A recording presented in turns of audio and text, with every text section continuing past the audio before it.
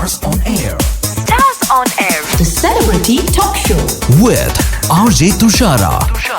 Stars on എയറിന്റെ ടൈമാണ്. ഇത് റേഡിയോ മലയാളം 98.6 ആണ്. ഞാൻ തുഷാര. ആൻഡ് ഇന്ന് എൻ്റെ കൂടെ ജോയിൻ ചെയ്തിരിക്കുന്ന ആൾ, I am so excited to talk to this man. കാരണം സക്സസിന്റെ ഒരു ഹയസ്റ്റ് പോയിന്റിലാണ് ഇപ്പോൾ നിൽക്കുന്നതെന്ന് തന്നെ പറയാം. മലയാളം സിനിമയിൽ വേഴ്സിറ്റാലിറ്റി എന്ന് പറയുമ്പോൾ ഇഗ്നോർ ചെയ്യാൻ പറ്റാത്ത ഒരു പേര് തന്നെയാണ്. എക്സ്പെരിമെന്റ് ചെയ്യാൻ ഭയമില്ല, റിസ്കുകൾ എടുക്കാൻ ഓൾവേസ് റെഡി. ആക്ടർ ആയാലും പ്രൊഡ്യൂസർ ആയാലും ഓൾവേസ് സംതിങ് ഡിഫറെന്റ് ആ ഒരു സ്ക്രീനിലേക്ക് കൊണ്ടുവരാൻ ശ്രമിച്ചുകൊണ്ടിരിക്കുന്ന ഒരാൾ തന്നെയാണ് actor producer Vijay Babu. Hearty welcome and hearty congratulations also. Thank you Thushara. ഇത്രയും വലിയൊരു ഇൻട്രൊഡക്ഷൻ എനിക്ക് വേണമായിരുന്നു. ഞാൻ തന്നെ ഇൻട്രൊഡക്ഷൻ കേട്ടിട്ട് ഞാൻ വിചാരിച്ചത് എന്നെ തന്നെയാണോ നിങ്ങൾ പറയണമെന്ന്. Thank you so much. ഒരു സൈഡിൽ ആട് 3യും സർബത്ത് ഷമീറും ആണെങ്കിൽ മറ്റൊരു സൈഡിൽ വാഴ 2വും മുജീബ് സാറുമാണ് ഇപ്പൊ ഏറ്റവും ലേറ്റസ്റ്റ് ആയിട്ടുള്ള വിശേഷം. എവിടുന്ന് തുടങ്ങണം എന്നുള്ള കൺഫ്യൂഷനിലാണ് ഞാനും. എനിക്ക് ഇരട്ടി മധുരാണ്, ഇരട്ടി സന്തോഷമാണ്. എനിക്ക് നമ്മള് പ്രൊഡ്യൂസ് ചെയ്യുന്ന സിനിമ സക്സസ് ആവുന്നു, അതിൽ അഭിനയിക്കുന്നു. ആൻഡ് അത് കഴിഞ്ഞിട്ട് ആസ് എൻ ആക്ടർ നമുക്ക് ഒരുപാട് റിവ്യൂസ് വരുന്നു. ബേസിക്കലി നന്നായിരുന്നു എന്ന് പറഞ്ഞ ഡബിൾ സന്തോഷമാണ്. എപ്പോഴും നമുക്ക് അങ്ങനെ ഒരുമിച്ച് കിട്ടല് വളരെ അപൂർവമാണല്ലോ. തീർച്ചയായിട്ടും. ആട് 3യിലേക്ക് തന്നെ വരാം. ബോക്സ് ഓഫീസിൽ ഇത്രയും വലിയൊരു success. And as a producer, more than happiness, let me ask you, how proud are you feeling about your self? No, I'm feeling relieved than proud. And relieved and in a way I'm ഒരു satisfaction എന്ന് പറയുന്നത് നമ്മൾ കാരണം ഇൻഡസ്ട്രിക്ക് ഒരു help ഉണ്ടായല്ലോ. മനസ്സിലായി? I mean ആ ഒരു ഘട്ടത്തില് നമ്മൾക്ക് ഒരുപാട് പേരെ സഹായിക്കാൻ കഴിഞ്ഞല്ലോ എന്നുള്ളതാണ് അതിൽ ഭയങ്കര. കാരണം നമ്മൾ അന്ന് നമ്മുടെ ടീം എടുക്കേണ്ട ഒരു കോൾ, ഐ മീൻ അതൊരു കോളാണ്, ഒരു ഡിസിഷൻ മേക്കിംഗ് ആണ് അല്ലെ. ആ ഡിസിഷൻ എടുക്കൽ അത്ര ഈസി ആയിരുന്നില്ല ആ സമയത്ത്. അപ്പം ബിക്കോസ് ഞാൻ എടുക്കുന്ന, അല്ലെങ്കിൽ ഞാനും മേണിച്ചേട്ടനും കൂടെ അന്ന് എടുക്കേണ്ടിയിരുന്ന ആ ഡിസിഷന് ഇൻഡസ്ട്രിയുടെ നിലനിൽപ്പുമായിട്ട് ഒരുപാട് ബന്ധമുണ്ടായിരുന്നു. കാരണം നമ്മൾ ഇറക്കി കഴിഞ്ഞിട്ട് അതിന്റെ ഒരു പെർഫോമൻസ് എങ്ങനെയാണ്, എക്സ്പെഷ്യലി വേൾഡ് വൈഡ് അല്ലെങ്കിൽ മിഡിൽ ഈസ്റ്റ് പേഴ്സൺ, അതിനെ ബേസ് ചെയ്തിട്ട് ആണ്. ബിക്കോസ് സീസണിൽ ഇറങ്ങാൻ പോകുന്ന ഫസ്റ്റ് ഫിലിമാണ് അല്ലേ. അതിന് മുമ്പ് കുറച്ച് ആഴ്ചകളോളം അല്ലെങ്കിൽ മാസങ്ങളോളം പടങ്ങൾ ഉണ്ടായിരുന്നില്ല പലരും, ബിക്കോസ് നോമ്പ് കാലമായിരുന്നു. അപ്പോ ആ സമയത്ത് പിന്നെ യുദ്ധം ഉണ്ടാവുകയും അവിടെ പല സിനിമകൾ മാറിപ്പോവുകയും ചെയ്തു അതിന്റെ ബേസിസിൽ അല്ലെ. നേരത്തെ തന്നെ മാറ്റിവെക്കുകയും ചെയ്തു. അപ്പൊ നമ്മൾ കൂടെ മാറിയാൽ അതിനൊരു how will people judge whether this is working or not അല്ലെ. And if I was producing a small film, the decision making would have been easier. It was kind of ഒരു ബിഗ് ബഡ്ജറ്റ് സിനിമ. അവിടെ എങ്ങനെയാണ് middle east respond ചെയ്യുക എന്നതിനെ കുറിച്ച് നമുക്ക് യാതൊരു ധാരണയുമില്ല അല്ലേ. ബിക്കോസ് ആ സമയത്ത് നോമ്പുകാലം അല്ലായിരുന്നു. ചില സിനിമകൾ തിയേറ്ററിൽ ഉണ്ടായിരുന്നുവെങ്കിൽ അവിടെ ആളുകൾ പോകുന്നുണ്ടോ പോകുന്നില്ലയോ എന്ന് നമുക്ക് ജഡ്ജ് ചെയ്യാൻ പറ്റും അല്ലേ. ആ ജഡ്ജ്മെന്റ് ആർക്കും ഉണ്ടായിരുന്നില്ല. അത് even the distributors in the Middle East were not sure whether the people are going to come to the theatres, right? So അപ്പം ഞങ്ങൾക്ക് ഉണ്ടായിരുന്ന ഡീല് ഓണസ്റ്റ്ലി ഇപ്പൊ പറയുന്നോണ്ട് കുഴപ്പമില്ല, അന്ന് ഞങ്ങൾ പറഞ്ഞിരുന്നില്ല. അത് ക്യാൻസൽ ആവുകയാണ്. അത് അതിന്റെ കംപ്ലീറ്റ് റീവർക്ക് ചെയ്യേണ്ടതായിട്ട് വന്നു. സോ ബേസിക്കലി ഇവിടെ നമ്മൾ തിയേറ്ററിൽ ഇറങ്ങുമോ ഇറങ്ങത്തില്ലയോ എന്നുള്ള ധാരണ ഇല്ലാതിരുന്നത് കൊണ്ട് നമ്മൾ OTT അല്ലെങ്കിൽ സാറ്റലൈറ്റ് മുതലായ ഒരു പ്രീ ബിസിനസ്സും നമ്മൾ ചെയ്തിട്ടുണ്ടായിരുന്നില്ല. അതിന്റെ കാരണം നമ്മൾ നമുക്ക് ചെയ്യാൻ ആഗ്രഹമുണ്ട്, പക്ഷെ സിനിമ ഇറങ്ങുന്നതിന്റെ തലേന്നും ഡേറ്റ് മാറിപ്പോകാൻ സാധ്യതയുണ്ട് എന്നുള്ളത് കൊണ്ട് അവരത് കമ്മിറ്റ് ചെയ്തിട്ടുണ്ടായിരുന്നില്ല. സോ ഇത്രയും വലിയൊരു പടം നമ്മള് ₹1 പോലും ബാങ്കില് റിട്ടേൺസ് ഇല്ലാതെയാണ്, അതായത് ഇത്രയും സ്പെൻഡ് ചെയ്തിട്ട്. സാധാരണ നമുക്ക് ചില ബിസിനസ് ഡീൽസ് ഒക്കെ സംസാരിച്ച് കഴിയുമ്പോൾ നമുക്ക് നമ്മുടെ റിസ്ക് കുറച്ച് 50% കഴിയുന്നു, പിന്നത്തെ 50% ആണ് നമ്മൾ റിസ്ക് എടുക്കുക അല്ലേ. അപ്പൊ അങ്ങനെ ഒരു മേജർ റിസ്ക്, ഒരു രൂപ പോലും ഇല്ലാതെയാണ് നമ്മൾ ഇത് തിയേറ്ററിലേക്ക് അന്ന് പോയത്. മനസ്സിലായി? അത് theatres were going through a tough phase. അപ്പൊ അവര് നമ്മളെ നിർബന്ധിച്ചു, നമ്മളത് ശരി കൺസിഡർ ചെയ്യാം, എന്നാ പിന്നെ എന്തും വരട്ടെ എന്നുള്ള രീതിയിൽ. ബിക്കോസ് നമ്മൾ അന്ന് മാറിയിരുന്നുവെങ്കിൽ പല സിനിമകളും മാറിയിരുന്നേ. അത് കഴിഞ്ഞിട്ട് ഇറങ്ങാൻ എന്റെ അടുത്ത് പറഞ്ഞിട്ടുള്ളതാണ് നിങ്ങളുടെ ഡെസിഷൻ എന്താണ്, ഞങ്ങൾ അത് കാണാൻ വേണ്ടി ഇരിക്കുകയാണ്, അത് കണ്ടതിന് ശേഷം ഞങ്ങൾ തീരുമാനിക്കാം, ഞങ്ങൾ കണ്ടതിന് ശേഷം തീരുമാനിക്കാമെന്ന് പറഞ്ഞത് തന്നെയാണ്. മനസ്സിലായോ? അപ്പം എല്ലാരും എന്നെ വിളിച്ചുകൊണ്ടിരുന്നു ആ സമയത്ത്. അപ്പം എന്നെ വിളിച്ച് ചോദിച്ചിട്ടുണ്ട്. ഇപ്പൊ ബി ഉണ്ണികൃഷ്ണനേട്ടൻ എന്നെ വിളിച്ചിട്ട് പറഞ്ഞു, നിങ്ങളുടെ ഡിസിഷൻ എന്താണ്? ഞാൻ പറഞ്ഞു, ചേട്ടാ എനിക്ക് അറിയില്ല. ഞാൻ പറഞ്ഞു, ചേട്ടന്റെ നിങ്ങൾ ഇറങ്ങി കഴിഞ്ഞാലേ എനിക്കത് പറയാൻ പറ്റൂ. അപ്പം നമ്മള് അത് ഇറങ്ങുന്നില്ല എന്ന് പറയുമ്പോൾ നമ്മളുടെ സ്റ്റഡി ചെയ്തു, അവിടെ ഫീസിബിൾ അല്ല എന്നുള്ളതുകൊണ്ട് നമ്മൾ മാറ്റി വെക്കുന്നു. അപ്പൊ വേറെ സിനിമകളും അത് ഫോളോ സൂട്ട്. ബട്ട് നമ്മൾ അന്ന് അങ്ങനെ ഒരു തീരുമാനം എടുത്തു. അത് വർക്ക്ഔട്ട് ആയതുകൊണ്ട് അതിനുശേഷം അടുത്ത ആഴ്ച സിനിമ ഇറങ്ങുന്നു. ഇപ്പൊ വാഴ ഇറങ്ങുന്നു. അത് ഐ മീൻ മിഡിൽ ഈസ്റ്റിലുള്ള ഡിസ്ട്രിബ്യൂട്ടേഴ്സിനും അത് ഇറക്കാനുള്ള ധൈര്യം വരുന്നു. കാരണം ഓക്കെ ഇത് വർക്കായി, അപ്പോ ഇനിയിപ്പോ അത് ഇറക്കാം എന്നുള്ള രീതിയിൽ വീണ്ടും ഇൻഡസ്ട്രി സജീവമാവുന്നു. Whole lot of things have work. അപ്പം അതില് ആ ടെൻഷൻ മൊത്തം അനുഭവിച്ചത് ഞങ്ങളാണ്. Now I understand why you said I feel relieved.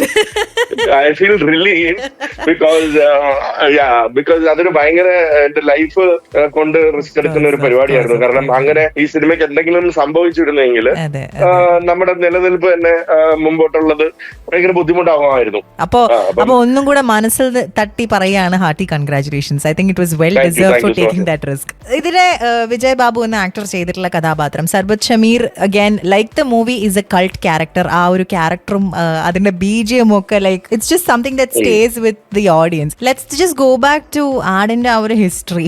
5 ലക്ഷം രൂപയ്ക്ക് ചെയ്യാനുള്ള ഒരു ഷോർട്ട് ഫിലിമിന്റെ ക്യാരക്ടറാണ് അന്ന്. ചുമ്മാ ഞങ്ങളെല്ലാം കൂടെ ചെയ്യുന്ന ഒരു ഷോർട്ട് ഫിലിം. ഞാൻ ഒരു വടംവലി ടീമും ഒരു ക്യാറ്റ് ആൻഡ് മൗസ് ഗെയിം പോലെ ഞാൻ ഷാജി പാപ്പൻ എന്ന് പറഞ്ഞ ക്യാരക്ടറാണ് ചെയ്യാൻ. അത് ജസ്റ്റ് നമുക്കും എനിക്കും ഒന്ന് ഹ്യൂമർ ചെയ്ത് ട്രൈ ചെയ്യാം എന്നുള്ള രീതിയിൽ. ഷോർട്ട് ഫിലിം അല്ലേ, പാളിയാലും കുഴപ്പമില്ല. അങ്ങനെ അത് വീണ്ടും ഞാനിത് ഇതിന്റെ ഹ്യൂമർ കണ്ടപ്പോ why not make a feature 50 lakhs അന്ന്. അപ്പൊ 2015 ഞാൻ പറഞ്ഞ 50 ലക്ഷം രൂപ ഞാൻ തരാം, അപ്പൊ അന്ന് ഫീച്ചർ ചെയ്യാം. അപ്പൊ നമുക്ക് എനിക്ക് അന്ന് ആ സമയത്ത് ഞാൻ ഒരുപാട് സിനിമകൾ സെൻട്രൽ ക്യാരക്ടർ ചെയ്യുന്നു. നീന ഇറങ്ങുന്നു, അങ്ങനെ പല മറ്റേ എസ്കേപ്പ് ഫ്രം മുഖാണ്ട് അതെല്ലാം കുറച്ച് സീരിയസ് ആയിട്ടുള്ള കഥാപാത്രങ്ങളായിരുന്നു. അപ്പം ഹ്യൂമർ ചെയ്തൊന്ന് ട്രൈ ചെയ്യാം, എനിക്ക് ഇഷ്ടമുള്ള ജോണറാണ്. 50 ലക്ഷം രൂപ റിസ്ക് എടുത്താൽ മതിയല്ലോ എന്തെങ്കിലും പ്രൊഡ്യൂസർ പറഞ്ഞു. അത് കുഴപ്പമില്ല, നമുക്ക് നോക്കാം, അത് വിൽക്കാൻ എനിക്ക് അറിയാം എന്നൊക്കെ ഒരു രീതിയിൽ ഫീച്ചർ എഴുതിക്കൊണ്ട് വരാൻ പറഞ്ഞ മിഡിൽ മാനുവൽ തോമസ് എഴുതിക്കൊണ്ട് വന്നത് ഒരു 3 കോടി രൂപയുടെ പടമാണ്. അപ്പോ ഒരിക്കലും അത് ഞാൻ എന്നിലെ പ്രൊഡ്യൂസർ അപ്പോഴും ഉണർന്നു, അത് ശരിയാവില്ല. അങ്ങനെയാണിത് ജയസൂര്യയിലേക്ക് പോകുന്നത്. അന്ന് ജയനോട് പോകുമ്പോഴും ഞങ്ങൾ ഇത് ജയൻ ഏത് കഥാപാത്രമെന്ന് ഞങ്ങൾ പറഞ്ഞിട്ടില്ല. അപ്പം അപ്പോഴും ഞാൻ പാപ്പൻ ചെയ്യാൻ ജയൻ പോലീസ് ചെയ്ത് അന്ന് ഈക്വൽ കഥാപാത്രമാണ് ഈ പോലീസ്. അപ്പൊ അത് എന്താ ഇപ്പൊ ജയൻ കഥ വായിച്ചു കഴിഞ്ഞിട്ട് പുള്ളി പറഞ്ഞത് അപ്പൊ പോലീസ് ആര് ചെയ്യും എന്നാണ് ചോദിച്ചത്. മനസ്സിലായോ? അപ്പൊ ആ സ്പർ ഓഫ് ദ മൊമെന്റില് ഞാൻ പറഞ്ഞതാണ് അത് ഞാൻ ചെയ്യും എന്ന് പറഞ്ഞ അപ്പൊ അത് കറക്റ്റ് ആയിരിക്കും, നമുക്ക് അങ്ങനെ ഒരു സ്ഥാനം പിടിക്കാന്ന് പറഞ്ഞ. അപ്പൊ ഈ മിഥുൻ മാനുവൽ തോമസ് ഈ പറഞ്ഞ അന്ന് എന്ത് തോന്നി എന്ന് പറഞ്ഞാൽ അന്ന് ഒന്നും തോന്നിയില്ല. ബിക്കോസ് അപ്പം ആ ജയശ്രീയുടെ മുമ്പിൽ ഇരുന്നിട്ട് ഞാൻ പറഞ്ഞതാണ് ആ പോലീസ് ഞാൻ ചെയ്യുമെന്ന്. അന്ന് എനിക്കൊന്നും തോന്നിയില്ല. അപ്പൊ ശരിക്കും പറഞ്ഞ ഇത്രയും ഒരു കൾട്ട് ക്യാരക്ടറായി മാറും എന്നുള്ള ഒരു പ്രതീക്ഷ ഒന്നും ആ സമയത്ത് ഒന്നുമില്ല. അന്നിങ്ങനെ ഈ ക്യാരക്ടേഴ്സ് ഒക്കെ ഇത്രയും ആളുകൾ ഇഷ്ടപ്പെടും, ഇതിന് വർക്കാവും, അന്ന് അങ്ങനെയൊന്നും നമ്മൾ ചിന്തിച്ചിട്ടല്ല ചെയ്യുന്നത്. എല്ലാം നമ്മള് അന്ന് അതില് ഷാൻ റഹ്മാൻ ഒരുപാട് റോളുണ്ട് ഈ ക്യാരക്ടേഴ്സിന് BGM കൊടുക്കുന്നതിലും. അങ്ങനെ പിന്നെ അന്ന് സ്റ്റെഫിക്ക് അതിൽ റോളുണ്ട്, അവർക്കൊരു കോസ്റ്റ്യൂമിന്റെ എല്ലാവർക്കും ഒരു ഇതാണ്. റോണക്സിന്റെ റോളുണ്ട് ഈ ഒരു ക്യാരക്ടറിന്റെ ലുക്ക് പിടിച്ചതിന്. So it's a joint effort where everyone came together and made these characters larger than life എന്ന് വേണമെങ്കിൽ പറയാം. And it is so nice to see because I remember ഞാൻ കോളേജിൽ പഠിക്കുന്ന സമയത്താണ് ആട് the first part ഇറങ്ങുന്നത്. And we also obviously we saw it in college, like ക്യാമ്പസിൽ ഞങ്ങൾ പുനെയിലാണ് പഠിച്ചത്. So we all saw it and we were laughing like crazy and we were like, why didn't we go and watch this in the theater, man? Like we regretted it so much that we didn't go and watch it in the theater. So അതുകൊണ്ട് തന്നെ ഇത്തവണ ആട് 3 ഇറങ്ങിയപ്പോൾ first day തന്നെ പോയി. കണക്കങ്ങോട്ട് ശരിയാവണില്ലല്ലോ, ഇത് 10 വർഷം മുമ്പ് അങ്ങനെ പറയരുത്. മൂഡ് പോയി. വാഴ 2 എന്ന സിനിമയിലേക്ക് നമുക്ക് വരാം. ഇനി തിയേറ്റേഴ്സിൽ ഇറങ്ങി എല്ലാ ഫാൻസിനെയും ഒരേപോലെ ചിരിപ്പിക്കുകയും കരയിപ്പിക്കുകയും ചെയ്യുന്ന ഒരു സിനിമയാണ്. അതില് മുജീബ് സാർ എന്ന കഥാപാത്രം, ഈ ഒരു കഥാപാത്രം ഈ പറഞ്ഞ പോലെ you been getting a lot of positive feedback in terms of എന്ന് പറഞ്ഞാൽ ഒരു നെഗറ്റീവ് ആയിട്ടുള്ള കഥാപാത്രം ചെയ്യുന്ന സമയത്ത് നെഗറ്റീവ്ലി പോസിറ്റീവ്. അതെ, how does it feel? So one good thing about Malayali audiences, അവര് നമ്മളുടെ പെർഫോമൻസിന് അത് ക്യാരക്ടർ നെഗറ്റീവ് ആണോ പോസിറ്റീവ് ആണോ ഹ്യൂമർ ആണോ ഇമോഷണൽ ആണോ എന്നല്ല, അവർ ഒരാളുടെ പെർഫോമൻസിനെ ഹോൾ ഹാർട്ടഡ്ലി അപ്രീഷിയേറ്റ് ചെയ്യും. മനസ്സിലായി? അപ്പം ദാറ്റ്സ് എ വെരി പെക്യൂലിയർ, അതായത് നമ്മളൊരു വില്ലൻ ചെയ്താൽ കൂടി ആ പെർഫോമൻസിനെ അവര് ഇവാലുവേറ്റ് ചെയ്യും.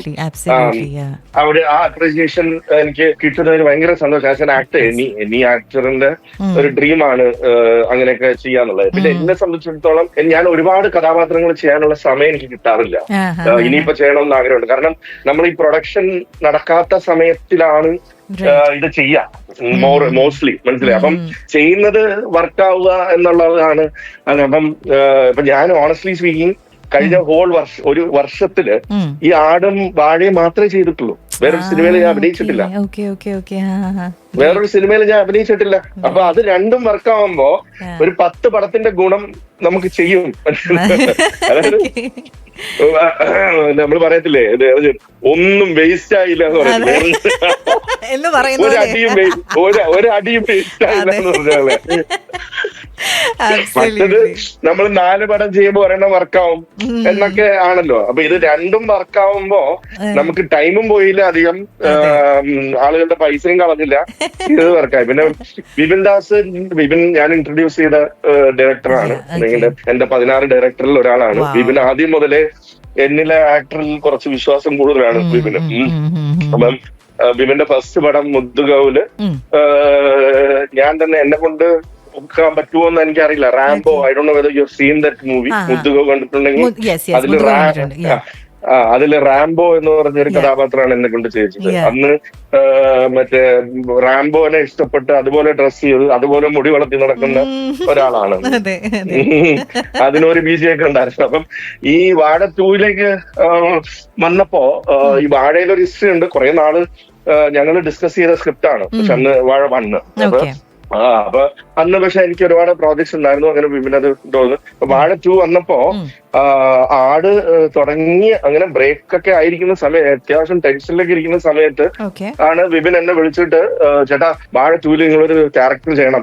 ഞാൻ പറഞ്ഞു ഈ സമയത്തോ എന്റെ പൊന്നെ, ഇവിടെ പല പല പരിപാടികളും നടക്കാം. പിന്നെ ഞാൻ ഈ വറീത് മാപ്പിളയായിട്ട് ചെയ്ത് മീശ മാത്രം വെച്ച് അത് നമുക്ക് മാനേജ് ചെയ്യാം, അത് മതി. ഞാൻ അധികം കഥയൊന്നും എന്നോട് പറഞ്ഞില്ല. എന്നോട് പറഞ്ഞു, ചേട്ടാ ഒരു നെഗറ്റീവ് ഷെയ്ഡുള്ള ടീച്ചറാണ്, നിങ്ങൾക്ക് അത് ചെയ്യാൻ പറ്റും. ഞാൻ പറഞ്ഞു ഓക്കെ. എനിക്ക് സത്യം പറഞ്ഞാൽ ഞാൻ ഫുൾ കഥ പോലും കേട്ടിട്ടില്ല. ഞാൻ അവിടെ ഫോണിൽ കൂടെ എന്തോ പറഞ്ഞു. ഞാൻ പറഞ്ഞു ശരി വരാം, എപ്പോഴാ ഡേറ്റ് എന്ന് പറഞ്ഞിട്ട് എനിക്ക് ഒഴിവാക്കാൻ പറ്റില്ല അങ്ങനെ പറയുമ്പോ. അപ്പം ഞാൻ അതിന്റെ ഇടയ്ക്ക് ഒരു ഇത്ര ദിവസം വേണം, സ്കൂൾ പോർഷൻ ആണ്, വേഗം തീർത്തുവിട്ട്. ഞാൻ പറഞ്ഞു പിന്നെ പെൻഡിങ് വരില്ലല്ലോ, കാരണം ഷമീർ ആവുമ്പോഴത്തേക്ക് ഞാൻ മീശ എടുക്കും. അപ്പൊ പിന്നെ അത് കണ്ടിന്യൂറ്റി പ്രശ്നങ്ങൾ വരും. അതുകൊണ്ട് ഇപ്പൊ എനിക്ക് മീശ എടുക്കാനും പറ്റില്ല, താടി വെക്കാനും പറ്റില്ല, ഇതിന്റെ ഇടയ്ക്കാണ്. അപ്പം ഒറ്റയടിക്ക് തീർത്തേക്കണേ എന്ന് പറഞ്ഞു. അത് തീർക്കാന്ന് പറഞ്ഞിട്ടാണ് അതിന്റെ ഇടയിൽ പോയിട്ട് അപ്പോഴാണ് എന്തൊക്കെ ഈ ക്യാരക്ടറിന്റെ സ്കെച്ചും ഈ ക്യാരക്ടറിന്റെ എന്താണ് ചെയ്യേണ്ടതും എന്ന് മാത്രമേ എന്നോട് പറഞ്ഞിട്ടുള്ളൂ. എനിക്ക് സത്യത്തിൽ ഞാൻ വാഴ ഓണസ്റ്റ്ലി പറയുകയാണെങ്കിൽ ഞാൻ വാഴ ഇതുവരെ കണ്ടിട്ടില്ല ഫുള്ളായിട്ട് കാണണം. So I just know my character and ഞാൻ ഡബിങ് സമയത്ത് എന്റെ ഇത് ഞാൻ പറഞ്ഞു ഇയാൾ അത്യാവശ്യം ചൊറിയാണല്ലോ. ബിക്കോസ് ഞാന് ഓണസ്റ്റ്ലി ഞാന് കൂടുതലും ചെയ്തിട്ടുള്ളത് ഈ പാന്റ് ഷർട്ട് ഇട്ട് ടിപ് ടോപ്പ് ആയിട്ട് നടക്കുന്ന ക്യാരക്ടേഴ്സ്. അത് എന്തുകൊണ്ടോ ഞാൻ പണ്ടിരുന്ന പൊസിഷനാണോ അതോ ഞാൻ ആദ്യം ചെയ്തിട്ടുള്ള കഥാപാത്രങ്ങളാണോ അങ്ങനെയുള്ള പോളിഷ്ഡ് ആയിട്ടുള്ള അത്യാവശ്യം കുറച്ച് ഇംഗ്ലീഷ് ഒക്കെ സംസാരിക്കുന്ന ക്യാരക്ടർ വന്നു കഴിഞ്ഞാൽ അത് നമുക്ക് വിജയ് ചെയ്യും എന്നുള്ള രീതിയിൽ അങ്ങനെ. അപ്പൊ അതെനിക്ക് കുറച്ച് സ്റ്റീരിയോ ടൈപ്പ് ആയിട്ട് എനിക്ക് വിപിൻ ഇതിൽ വിളിക്കുമ്പോ എനിക്ക് ഇൻട്രസ്റ്റ് ആയതെന്ന് പറഞ്ഞാൽ മുണ്ടെടുത്ത മനസ്സിലായ മുണ്ടിട്ട് സ്ക്രീനിൽ വന്നിട്ടില്ലല്ലോ മനസ്സിലായ. പിന്നെ മുറുക്ക ചവയ്ക്കാൻ എന്റെ ജീവിതത്തിൽ ഞാൻ അല്ലെങ്കിൽ ചവച്ചിട്ടില്ല. അപ്പം അത് ടോട്ടൽ കോൺട്രാസ്റ്റ് ആണ്. ഇതുവരെ ഞാൻ ചെയ്തിട്ടുള്ളതിൽ നിന്നും ടോട്ടൽ കോൺട്രാസ്റ്റ് ആണ്. അപ്പൊ എനിക്ക് അങ്ങനെ ഒരു ക്യാരക്ടർ ചേഞ്ച് എനിക്കത് ഇൻട്രസ്റ്റ് ആയി. ഞാൻ പറഞ്ഞ അത് നല്ല രസമുണ്ട്. അപ്പം പിന്നെ അങ്ങനെയുള്ള ഒരു നാടൻ സർ എന്ന് പറയുന്ന ഒരു സാധനം എനിക്കത് ചാലഞ്ചിങ് ആയിട്ട് ഫീൽ ചെയ്തു. അതാണ് ഞാൻ ഇമ്മീഡിയറ്റ്ലി അത് ഞാൻ പറഞ്ഞ എന്ത് പ്രശ്നം ഉണ്ടെങ്കിലും ഞാൻ അതിന്റെ ഇടയ്ക്കാണെങ്കിലും ഞാൻ വരാം എന്ന് പറഞ്ഞിട്ട് അവിടെ ചെന്നു. അപ്പൊ എനിക്ക് സത്യത്തില് ഞാൻ ഈ വാഴ 1 കണ്ടിട്ടുണ്ടെങ്കിലും ഞാൻ അപ്പൊ വാഴ 1 നമുക്ക് അന്ന് മെയിൻ ആയിട്ടുള്ള ഇപ്പൊ സിജു സണ്ണി അല്ലെങ്കിൽ അങ്ങനെയുള്ള കുറച്ചു പേര്, ജോമോൻ ജോദർ, അവരൊക്കെ പിന്നെയും കുറച്ച് പടങ്ങളിലൊക്കെ കണ്ടു, പരിചയപ്പെട്ടു. ജോമോൻ കഴിഞ്ഞിട്ട് എന്റെ പടങ്ങളിൽ വന്ന് അഭിനയിച്ചു. അപ്പോഴും കുറച്ച് കഴിഞ്ഞിട്ടാണ് ഇവരുടെയൊക്കെ പേര് കറക്റ്റ് ആയിട്ട് നമുക്ക് കിട്ടുന്നത്. മനസ്സിലായി? അപ്പൊ ഈ സോഷ്യൽ മീഡിയ എന്ന് പറയുന്ന ഒരു പാരലൽ വേൾഡ് ഇവിടെ എക്സിസ്റ്റ് ചെയ്യുന്നുണ്ടെന്നും അവിടെ അതിൽ സൂപ്പർ സ്റ്റാർസ് ഉണ്ടെന്നും അവർക്ക് ഭയങ്കരമായ ഫാൻ ഫോളോയിങ് ഉണ്ടെന്നുള്ളതൊക്കെ നമുക്ക് അറിയാം. പക്ഷേ ഇതിൽ ഇങ്ങനെ ഇവരുടെ എല്ലാ പേരും നമുക്ക് ചിലപ്പം ഓർക്കണമെന്നില്ല അല്ലെ? വാഴ 1 ഇറങ്ങിയപ്പം ആശ്രയ എന്നൊക്കെ പറഞ്ഞ് സോഷ്യൽ മീഡിയയിലൊക്കെ കണ്ടെങ്കിലും എല്ലാ ഫോട്ടോയിലും 4 പിള്ളേരുണ്ടാവും. അപ്പം ഇതിൽ ഏതാണ് ഇവരെന്നൊക്കെ നമ്മളത് നോക്കുന്നില്ല, ഏതോ ചെറിയ റോളിൽ. അപ്പൊ ഞാൻ ചോദിച്ചു ആരാണ് ഇതിൽ നായകൻ എന്ന് പറഞ്ഞപ്പം ഹാഷിറാണെന്ന് പറയാം. അപ്പൊ നമ്മൾ വാഴ 1 ബോയ്സ് അങ്ങനെ. അപ്പം നമുക്ക് ഇവരുടെ ഒരു ഫാൻ ഫോളോയിങ് ഒന്നും നമുക്ക് അറിയില്ല, മനസ്സിലായി? അപ്പൊ ഞാനും അജുവും കൂടെ അവിടെ ഇരിക്കും. അപ്പം ഫസ്റ്റ് ഡേ ഷൂട്ട് ചെയ്യുന്നത് ഈ അസംബ്ലിയാണ്. അപ്പം 250 പിള്ളേർ ഇങ്ങനെ നിൽക്കുന്നുണ്ട്. അതൊക്കെ ആ സ്കൂളിലുള്ള പിള്ളേരാണ്. അപ്പം നമ്മളൊക്കെ വന്നപ്പോഴത്തേക്ക് കുറച്ച് പിള്ളേർ ഓടി വന്ന് ഫോട്ടോ എടുക്കാനും ഇതുമൊക്കെ. അപ്പം അവിടെ സെറ്റിലുള്ള പ്രൊഡക്ഷൻ ടീമിന്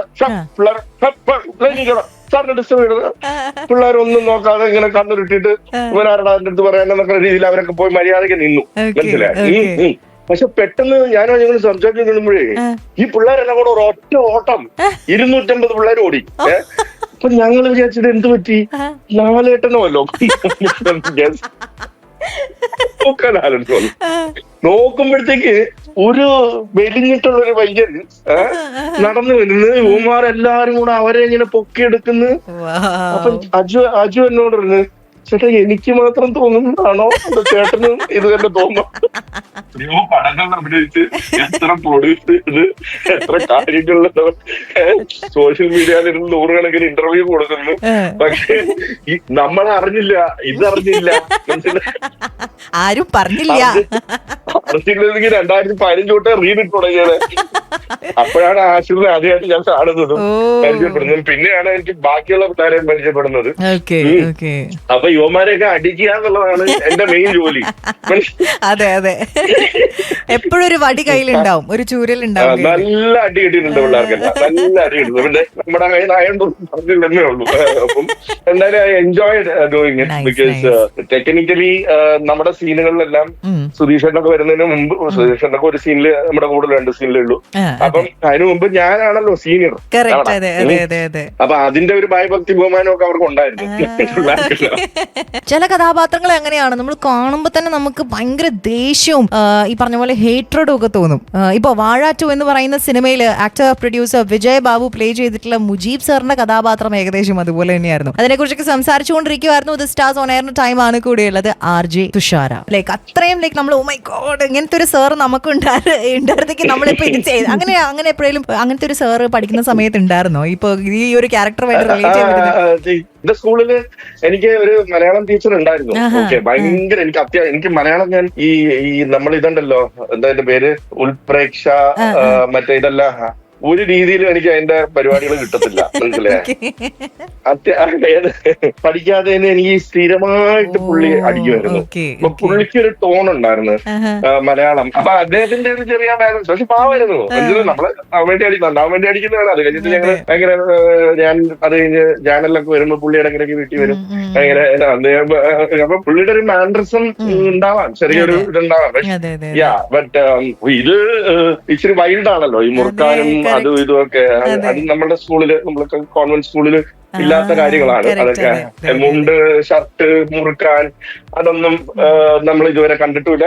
അപ്പൊ അത് ഞാൻ നാച്ചുറലി എനിക്ക് എവിടെ നിന്നോ കിട്ടിയതാണ്.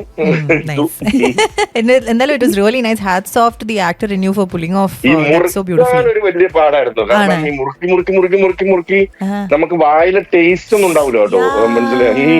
അത് എനിക്ക് തോന്നുന്നു ജയേട്ടനും ഒരു ഇന്റർവ്യൂല് പറയുന്നത് ഞാൻ കണ്ടിട്ടുണ്ടായിരുന്നു നമുക്ക് ശീലമില്ലാത്തവര് മുറി പറയാൻ നമുക്ക് വായിൽ ടേസ്റ്റ് ഉണ്ടാവില്ല. ആ ജയനൊക്കെ ആടിന് അത് ശരിക്കും യോജിച്ചു, ഇഷ്ടം പോലെ മുറുക്കാനുണ്ട്. അപ്പൊ ഈ മുറുക്കാൻ മുറുക്കി കഴിഞ്ഞാൽ നമുക്ക് ടേസ്റ്റ് ഉണ്ടാവില്ല വായിലൊക്കെ. അപ്പം ഞാൻ അവസാനം ഞാൻ പറഞ്ഞു എന്തെങ്കിലും ഈ ചുവന്ന കളർ വരുന്ന മിഠായി വല്ലതും കഴിക്കാം. ഇവര് സമ്മതിക്കത്തില്ല, ഇവർക്ക് നാച്ചുറൽ സാധനമാണ്. ഇനി നമുക്ക് ഇപ്പൊ Vijay Babu as an actor ഇപ്പൊ ഓരോ കഥാപാത്രങ്ങൾ തെരഞ്ഞെടുക്കുന്ന സമയത്ത് how do you filter? Similarly as a producer how do you know this is a story worth telling എന്നുള്ളത്? എങ്ങനെയാണ് ഈ രണ്ട് കാറ്റഗറീസിലും how do you filter out stories? As a producer basically നമ്മൾ അപ്ഡേറ്റഡ് ആയിരിക്കണം വാട്ട്സ് ഹാപ്പനിങ് അറൌണ്ട് us എന്നുള്ളതാണ്. now OTT is helping that a lot. ലോക സിനിമയിൽ എന്തൊക്കെയാണ് നടക്കുന്നത്, എന്താണ്, അപ്പം നമ്മൾ സ്വയം അപ്ഡേറ്റ് ആയിക്കൊണ്ടിരിക്കുക എന്നുള്ളതാണ് ഒരു പ്രൊഡ്യൂസറിനെ സംബന്ധിച്ചിടത്തോളം ചെയ്യണം. നമുക്കൊരു കഥ വരുമ്പോൾ what is happening around us അല്ലെ, വാട്ട് ഈസ്. അപ്പം ബിക്കോസ് നമ്മൾ അപ്ഡേറ്റ് ചെയ്തില്ലെങ്കിൽ ഓഡിയൻസ് അപ്ഡേറ്റ് ആയിക്കൊണ്ടിരിക്കുകയാണ്. Especially the new generation after the OTT, pre Covid, post Covid എന്ന് പറയുന്ന സിനാരിയോയില് ഒരു നോർമൽ ഹൗസ് ഹോൾഡ് പോലും, നോർമൽ ഹൗസ് ഹോൾഡ് എന്ന് ഞാൻ പറയുന്നത് ചെറിയൊരു ടൗൺ എന്ന് പറയുന്ന ഒരു ടൗണിൽ പോയാൽ പോലും അവിടുത്തെ ഒരു ഹൗസ് ഹോൾഡ് പോലും ഇന്റർനാഷണൽ സിനിമയിലേക്ക് എക്സ്പോസ് ചെയ്യപ്പെടുകയാണ് അല്ലെ. മുമ്പ് നമ്മൾ തിയേറ്ററിൽ മാത്രം ഉണ്ടായിരുന്നപ്പോ സിറ്റീസിൽ മാത്രമാണ് തിയേറ്ററിൽ ഒരു ഹോളിവുഡ് സിനിമകൾ, അല്ലെങ്കിൽ മെട്രോസിൽ മാത്രമാണ്, അല്ലെങ്കിൽ കൊച്ചി. ഇപ്പൊ അങ്ങനെ അല്ലല്ലോ. അവർക്ക് വീട്ടിലിരുന്നും ഏറ്റവും ഓസ്കാർ കിട്ടിയ ഫിലിം തൊട്ടിട്ട് അടുത്തിറങ്ങിയ basically direct to release series പോലും അവർ അപ്ഡേറ്റഡ് ആണ് അല്ലേ. And there is so much content available. ഓരോ ദിവസവും ഓരോ പുതിയ കണ്ടന്റ് ഇതാണ്. നമ്മളിപ്പം ഇവര് പല സോഷ്യൽ മീഡിയ ഗ്രൂപ്പുകളിലും ഒരു പുതിയ സീരീസ്, ഹോളിവുഡ് സീരീസ് അല്ലെങ്കിൽ ഹോളിവുഡ് സിനിമ ഇറങ്ങുമ്പോ ഈ പിള്ളേർ അതിനെ കണ്ടിട്ട് അതിനെക്കുറിച്ച് കമന്റ്, അതിനെക്കുറിച്ച് ഡിസ്കഷൻ, അതിനെക്കുറിച്ചുള്ള ചർച്ചകൾ, അതിലെ ആക്ടേഴ്സിന്റെ നെയിം, അത് ഇതെല്ലാം ഇവർ പറയാണ് അല്ലെ. അപ്പം നമ്മുടെ ലിമിറ്റഡ് സമയത്തിനുള്ളിൽ ഇത് ക്യാച്ചപ്പ് ചെയ്യാന്നുള്ളത് ഭയങ്കര ബുദ്ധിമുട്ടുള്ള ഒരു കാര്യമാണ്, മനസ്സിലായേ. പ്രത്യേകിച്ച് ഇപ്പോഴുള്ള ഒരു സോഷ്യൽ മീഡിയയുടെ ഇൻഫ്ലുവൻസ് ഉണ്ടായിരുന്നു. സോഷ്യൽ മീഡിയയുടെ ഇൻഫ്ലുവൻസ് കൊണ്ടിട്ട് 2000 മുമ്പൊന്നും അങ്ങനെ ഈ ഇവര് യൂസ് ചെയ്യുന്ന ജാർഗൻസ്, ഇവര് യൂസ് ചെയ്യുന്ന ടേംസ് അതെല്ലാം മാറിക്കൊണ്ടിരിക്കുകയാണ്. ഇപ്പൊ സിബിഡി എന്ന് പറയുന്ന വാക്കിന്റെ അർത്ഥം എന്താണെന്ന് ചോദിച്ചാൽ എനിക്ക് അറിഞ്ഞൂടാ, മനസ്സിലായി അല്ലേ. അപ്പം പക്ഷെ ഇത് പടക്കളത്തിൽ എവിടെയോ സ്കിബിഡി എന്നൊക്കെ കേട്ടപ്പോ ഞാൻ ചെയ്ത് എന്തോന്ന്, പക്ഷെ അതിന് തിയേറ്ററിൽ നിന്ന് പൊട്ടിച്ചിരിക്കുമ്പോ shit I'm not updated എന്ന് പറയുന്ന ഒരു സാധനത്തിലേക്ക് നമ്മൾ വരും, മനസ്സിലായി. അപ്പം നമ്മള് സ്വയം അപ്ഡേറ്റ് ചെയ്യുക, ലോകത്തിൽ നടക്കുന്ന സിനിമകൾ എന്താണെന്ന് നടക്കുക. അപ്പൊ നമുക്കൊരു സ്ക്രിപ്റ്റ് വരുമ്പോൾ this is what can work because this is work somewhere, this concept is work somewhere. നമ്മൾ ഇവിടെ അത് വന്നിട്ടില്ല, അപ്പൊ ഒരു ഫ്രഷ്നെസ് ഉണ്ടാവും. അങ്ങനെ അത് പഴയ രീതിയിൽ ചിന്തിച്ചിട്ട് കാര്യമില്ല, മനസ്സിലായോ. പഴയ രീതിയിൽ ചിന്തിച്ചിട്ട് കാര്യമില്ല. അപ്പൊ നമ്മൾ അതിനെ അപ്ഡേറ്റ് ചെയ്ത് മാക്സിമം അപ്ഡേറ്റ് ചെയ്തിട്ട് നമുക്ക് വ്യത്യസ്തമായ സബ്ജക്റ്റുകൾ വരുമ്പോൾ okay this is what is next എന്ന് പറയുന്നു. അങ്ങനെയാണ് മിഥുൻ ഇപ്പൊ നമ്മുടെ ഒരു ആട് എന്ന് പറയുന്ന ഒരു സക്സസ്ഫുൾ ഫ്രാഞ്ചൈസി ആണ്. നമുക്ക് it's very easy to do the same, repeat the same thing. Aadu ഇപ്പൊ ആദ്യം നീലക്കൊടുവേലിക്ക് പുറകെ പോയി, പിന്നെ അത് കമ്മട്ടത്തിന് പുറകെ പോയി, വേറൊരു സാധനത്തെ എടുത്തിട്ട് അതേ സാധനം റിപ്പീറ്റ് ചെയ്താൽ മതി, ഇറ്റ്സ് ഈസി. ബട്ട് നമ്മൾ ഇതൊരു ഫ്രാഞ്ചൈസി ആയതുകൊണ്ട് ഇനി ഇതിനൊരു ഫോറും ഇനി സ്പിൻ ഓഫ്സും എല്ലാം വരാൻ സാധ്യതയുണ്ട്. ഏതെങ്കിലും ഒരു ജംഗ്ഷനിൽ we need to upgrade the franchise, ഇല്ലെങ്കിൽ അത് മരിച്ചു പോകും. We need to upgrade it to world standards അല്ലേ. അപ്പൊ that's why we took a decision about genre shift to epic fantasy കോൺസെപ്റ്റിലേക്ക് നമ്മൾ മാറുന്നു. അപ്പൊ നമുക്ക് അല്ലെങ്കിൽ ഇത് അടുത്തൊരു കാര്യം കൂടെ കഴിയുമ്പോഴത്തേക്ക് അത് ബോറടിച്ചു പോകും, മനസ്സിലായി. ഇതിലൊരു കളക്റ്റീവ് റിസ്ക് ആണ് നമ്മൾ എടുത്തത്. കാരണം ഇതിന് പഴയ കാലത്തൊക്കെ നമുക്ക് എസ്റ്റാബ്ലിഷ് ചെയ്യണം, കുറച്ച് ലാഗ് ഉണ്ടാവും എന്നുള്ളത് ഞങ്ങൾക്ക് ഉറപ്പായിരുന്നു, മനസ്സിലായി. പക്ഷെ അതുകൊണ്ട് ഉണ്ടാവുന്ന ഹെൽപ്പ് എന്ന് പറഞ്ഞാൽ ഞങ്ങൾക്ക് എല്ലാം എസ്റ്റാബ്ലിഷ്ഡ് ആണ്.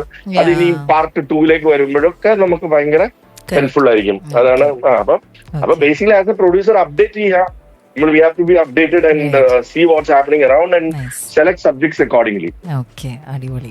ഇതുമായിട്ട് ബന്ധപ്പെട്ടിട്ട് തന്നെ let me connect and ask you, there are lot of misconceptions about A film producer. എന്താണ് കോമൺ ആയിട്ടുള്ള ഒരു പ്രൊഡ്യൂസറിനെ കുറിച്ചുള്ള misconceptions? Can you break them for us? അല്ല, misconception about the producer is basically പ്രൊഡ്യൂസറിന്റെ ജോലി പൈസ ഇടുക, എന്നിട്ട് പൈസ വാരുക അല്ലെങ്കിൽ പൈസ ലോസ് ആക്കുക. ഇത് ഇത്രയേ ഉള്ളൂ പ്രൊഡ്യൂസറിന്റെ ജോലി എന്ന് ചിന്തിക്കുന്നവരാണ് കൂടുതലും. ഇപ്പം നമ്മളൊക്കെ അഭിനയിക്കാൻ പോകുമ്പോൾ നമ്മൾ പണ്ടൊക്കെ പേടിക്കണം, എന്തെങ്കിലും പാളിയാൽ, മറ്റേ ഒരു ആക്ടറിന് എന്തെങ്കിലും പാളിയാൽ ചെറിയത് ഇതൊക്കെ വരത്തില്ല, മോശമായി എന്ന് പറയാം. ഇവിടെ അതല്ല പറയാ, വല്ല കൊള്ളാവുന്ന ആക്ടേഴ്സിനെ വെച്ചിട്ട് അഭിനയിക്കാനുള്ളതിന് ഇയാള് പൈസ ഉള്ളതുകൊണ്ട് ഇയാള് അങ്ങനെ ചിന്തിക്കും. കാരണം ഒരു പ്രൊഡ്യൂസർ എന്ന് പറയുന്നത് പൈസ ഇങ്ങനെ like loads of money in the bank, don't know what to do. അങ്ങനെ നമ്മൾ വരുന്നു, എടുക്കുന്നു, എന്നിട്ട് എവിടെയോ പോയി ഇരിക്കുന്നു. സിനിമ കംപ്ലീറ്റ് ആകുമ്പോൾ നമ്മളും മറ്റുള്ള ഓഡിയൻസിന്റെ കൂടെ തിയേറ്ററിൽ വന്നിരിക്കുന്നു. അടിച്ച ഇല്ലെങ്കിൽ ഇല്ല. മനസ്സിലായി? പ്രൊഡ്യൂസറിന്റെ റോൾ ഇതല്ല. പ്രൊഡ്യൂസറാണ് ഒരിക്കലും ഉറങ്ങാത്ത ആള്. അറ്റ്ലീസ്റ്റ് ഞാൻ എന്ന പ്രൊഡ്യൂസർ, എല്ലാവരും ചിലപ്പോൾ അങ്ങനെ ആവണമെന്നില്ല. എന്റെ മെയിൻ ബിസിനസ് ഇതാണ്. സൈഡ് ബിസിനസ് ആയിട്ട് സിനിമ ചെയ്യുന്ന പ്രൊഡ്യൂസേഴ്സ് ഉണ്ടാവാം. അവർ ചിലപ്പോൾ വേറെ ആരെങ്കിലും ഏൽപ്പിക്കും, എക്സിക്യൂട്ടീവ് പ്രൊഡ്യൂസറിനോ അല്ലെങ്കിൽ അവരുടെ മെയിൻ ബിസിനസ് കണ്ടിന്യൂ ചെയ്തുകൊണ്ടിരിക്കും. അതുകൊണ്ട് അവർ എല്ലാ കാര്യത്തിലും ഒന്നും ഇടപെടണമെന്നില്ല. മനസ്സിലായോ? പക്ഷെ ഇവിടെ ഞാൻ എന്ന പ്രൊഡ്യൂസർ അങ്ങനെയല്ല. നമ്മൾ ആദ്യം തൊട്ടേ ഇൻവോൾവ് ചെയ്യും, ഓരോ പ്രൊഡക്ഷനിലും ഇത് ചെയ്യും, മാർക്കറ്റിംഗിൽ ഇൻവോൾവ് ചെയ്യുന്നു, റിലീസ് ഡിസ്ട്രിബ്യൂഷനിൽ ഇൻവോൾവ് ചെയ്യുന്നു.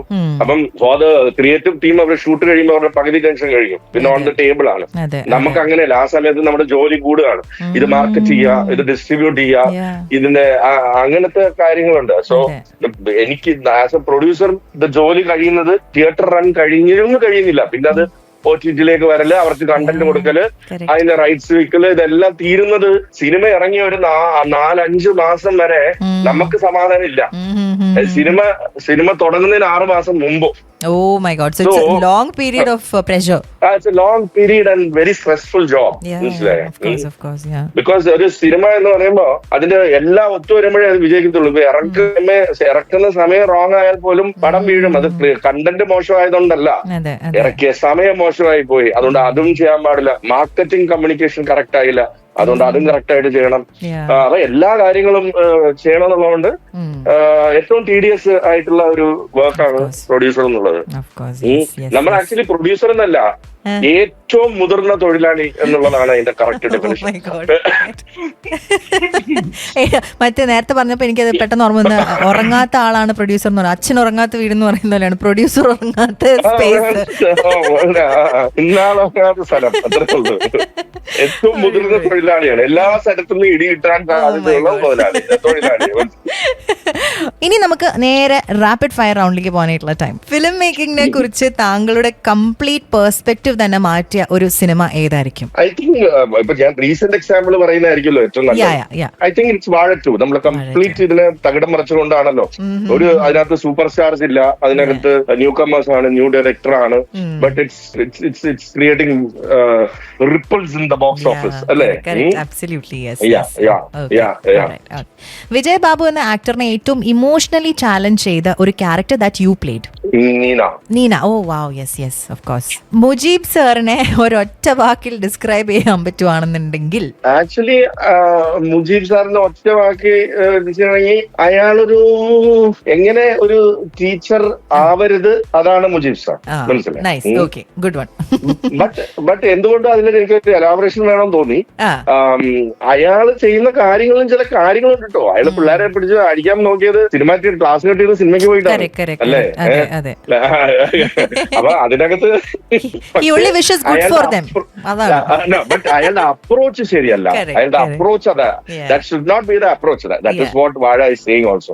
The approach of parents, approach of സ്റ്റുഡൻസിനോട് അങ്ങനെ ആവരുത് എന്നുള്ളതാണ് വാഴ കാണിക്കുന്നത്. Other than your character, Aadu 3-ലെ your most favorite character? P Sasi. Play ചെയ്തതിൽ വിജയ് ബാബു എന്ന പേഴ്സണുമായി ഒരു സിമിലാരിറ്റി ഇല്ലാത്ത ഒരു ക്യാരക്ടർ? യാതൊരു സിമിലാരിറ്റി ഇല്ലാത്ത ഒരു ക്യാരക്ടർ. ഇത് ആക്ച്വലി ഞാൻ പ്ലേ ചെയ്തിട്ടുള്ള ഒട്ടുമിക്ക കഥാപാത്രങ്ങളായിട്ടും എനിക്ക് യാതൊരു ബന്ധവുമില്ല, എക്സെപ്റ്റ് ഫോർ നീനയിലെ ഫസ്റ്റ് ഹാഫ്. നീനയിലെ because I was head of an organisation and all these things. നീനയിലെ ഫസ്റ്റ് ഹാഫില് ഞാൻ എന്തായിരുന്നോ എന്റെ ഓഫീസിൽ ചെയ്തുകൊണ്ടിരുന്നത് അതാണ് ചെയ്തിട്ടുള്ളത്. ബട്ട് ടോട്ടലി ഡിഫറെന്റ് ആയിട്ടുള്ള ക്യാരക്ടർ എനിക്ക് തോന്നുന്നു മുജീബ് സാർ തന്നെ ആയിരിക്കും, അല്ലെങ്കിൽ ഷർബത്ത് ഷമീർ ആയിരിക്കും. ഞാൻ അത്ര പൊട്ടനല്ല, അത്ര ക്രൂരനുമല്ല. Thank you so much for joining with us. I had a blast. I don't know if I bored you or not, but I had a blast here. It was fun. It was fun. Thank you. All right. അങ്ങനെ വിജയ് ബാബു ആയിരുന്നു നമ്മുടെ കൂടെ ഇന്ന് stars on എയറിൽ കുറേയധികം വിശേഷങ്ങളൊക്കെ പങ്കുവെച്ചുകൊണ്ട് join ചെയ്തിട്ടുണ്ടായിരുന്നത്. ഇതോടുകൂടി ഇന്നത്തെ സ്റ്റാർസ് ഓൺ എയർ ഇവിടെ അവസാനിക്കുകയാണ്. ഇനി അടുത്ത ആഴ്ച മറ്റൊരു സെലിബ്രിറ്റിയും കുറേയധികം വിശേഷങ്ങളുമായി കേട്ടുമുട്ടാം. Stay tuned and keep listening to Radio Malayalam 98.6, Qatar's #1 radio station.